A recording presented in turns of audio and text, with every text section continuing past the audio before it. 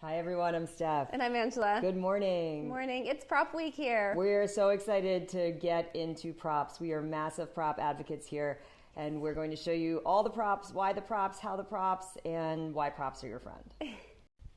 One of the reasons we love props is the feedback that they can give our bodies. Yeah, right? They help awaken parts of the body that have gotten a little bit dull because of being in shoes or only using certain parts of our hands, like when we text, and they help us build a new conversation with our body. So what we're going to do is show you all the props we use, how we use them, why we use them. And first up on deck is Angela with the Blocks. All right, Ange, let's see what you do with the blocks. Another reason for using blocks are solid surfaces, and we have solid surfaces in our bodies, the bones, right? So if say you're in a lunge or a warrior two position, you put that block on the outside of the knee is hitting that block, it's giving a nice solid feedback. The block is great for giving us that extra length in the arms, but it's not meant to support the body. And Anne just putting all of her body weight now on some very small joints in the block. Can you correct out of that? Yeah. There we go.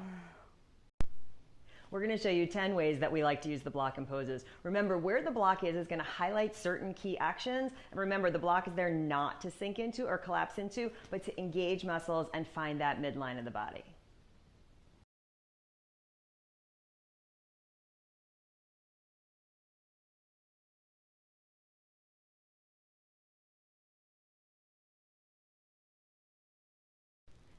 What do we mean by proper hip extension? A lot of times we find ourselves in lunge, and when the pelvis gets pulled forward, we're extending from our low back, not from the hip. When I prop the foot up, I can lift the front of the pelvis and extend from my hip.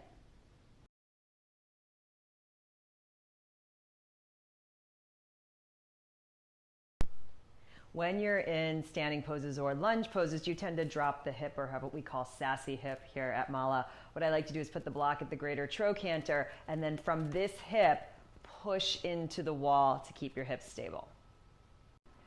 Another way I like to use the block is for feedback to what is going on in the back body in poses like Warrior 3. So here we're using the block as a dynamic object in a pose where we're usually not sure what's going on in that back body. Thanks for tuning in, guys. We love props here at Mala Yoga. We use them all the time. Definitely. Integral part of our teaching. And we're curious. We want to hear from you this week. How do you guys use props, and how do you want us to show you how to use props? Let us know. Let us know. Absolutely. We love it.